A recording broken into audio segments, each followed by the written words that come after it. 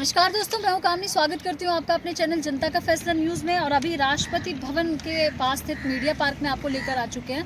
आरक्षण रूपी वैमनस्यता के खिलाफ जो है अपनी आवाज़ को प्रखर करने वाले आरक्षण विरोधी आह्वान ट्रस्ट के राष्ट्रीय अध्यक्ष हमारे साथ प्रवीण अरोड़ा जी यहाँ पर मौजूद हैं। आपको बता दें 19 सितंबर 2021 को दिए गए ज्ञापन के जवाब में इनके कुछ प्रेस वार्ता का इन्होंने आयोजन किया है। आइए इनसे बात करते हैं। सर, सर्वप्रथम मैं आपका स्वागत करती हूँ अपने चैनल जनता का फैसला न्यूज़ में। आज का जो यहाँ पर प्रेस वार्ता का जो आयोजन किया उसके मुख्य उद्देश्य क्या है?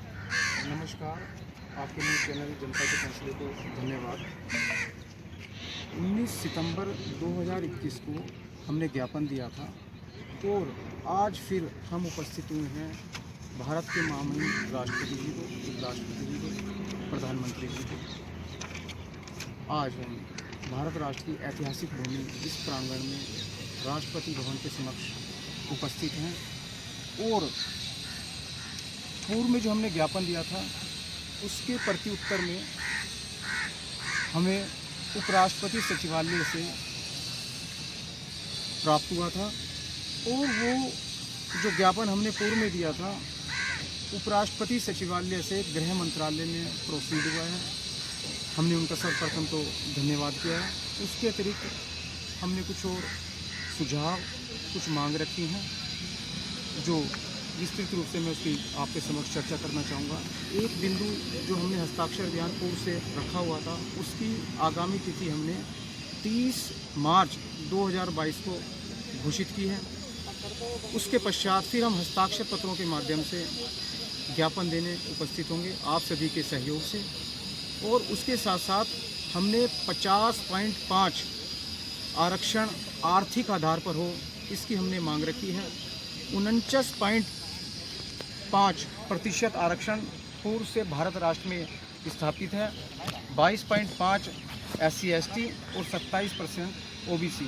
उसकी हमने आर्थिक आधार पर मांग की कि आर्थिक आधार पर भारत राष्ट्र में जब तक जातिगत आरक्षण समाप्त नहीं हो जाता और आर्थिक आधार पर आरक्षण नहीं हो जाता तब तक 50.5 आरक्षण भारत राष्ट्र के नागरिकों को आर्थिक आधार पर मिले, जर्नल वर्ग। जैसा कि आपने बताया था सामान्य वर्ग की जो है स्थापना हो, आपने इस प्रकार की कमीशन की मांग की थी। हिमाचल जो सरकार है उसने वो काम किया भी है। कैसा लग रहा है अपनी इस सफलता पर?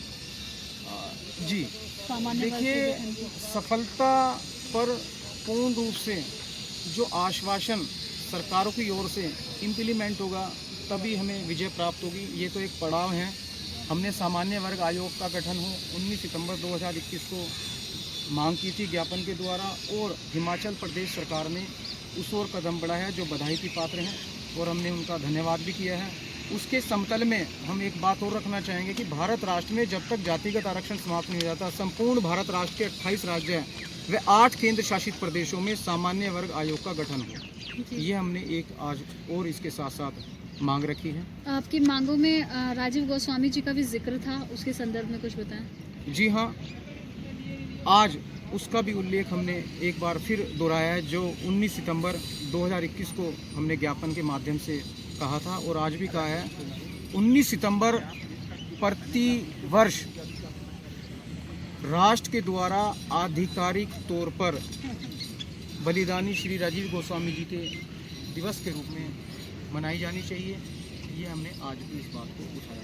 अंतिम प्रश्न है मेरा सर आपसे। देश की जनता, युवा, सुप्रतिष्ठित समाजसेवी वर्ग आपको हमारे चैनल के माध्यम से देख और सुन रही है, उनके लिए क्या संदेश और क्या आग्रह करना चाहेंगे? भारत राष्ट्र में जो आरक्षण विरोधी आह्वान ट्रस्ट के तत्वाधान में जातिगत आरक्षण समाप्ति हेतु आर्थिक आधार पर आरक्षण हो जन आंदोलन चल रहा है। यह आप सबका अपना आंदोलन है। राष्ट्र हित हेतु, राष्ट्र उत्थान हेतु इस राष्ट्र यज्ञ में आप सभी भागीदारी लें और अपना नाम इतिहास के स्वर्ण पन्नों में दर्ज कराएं। जी, बहुत ही अच्छी जानकारी का साझाकरण माननीय आपके द्वारा। तो ये थे हमारे साथ में प्रवीण अरोड़ा जी जुड़ चुके थे जिन्होंने स्पष्ट तौर पर कहा है कि राष्ट्र की एकता, अखंडता, एकजुटता और समरसता के बनाए रखने के लिए हर व्यक्तित्व, हर वर्ग का समान होना अत्यधिक आवश्यक है। अगर इस प्रकार की समानता नहीं होती तो देश में जो है बहुत बड़ा भूचाल आ सकता है और बहुत सारी चीज़ों का वो हो सकता है, जिसको लेकर यहाँ पर अपनी पूरी टीम के साथ वो यहाँ पर आए और उन्होंने राष्ट्रपति, उपराष्ट्रपति, प्रधानमंत्री महोदय सहित विभिन्न प्रकार के लोगों को अपनी मांग के साथ साथ जो है उनके समक्ष कुछ विचार भी रखे हैं। ज्ञापन सौंपा गया। एक्सक्लूसिव रिपोर्ट बाय कामनी झा, जनता का फैसला news channel. Camera person Reena Singh के साथ। Thank you so much.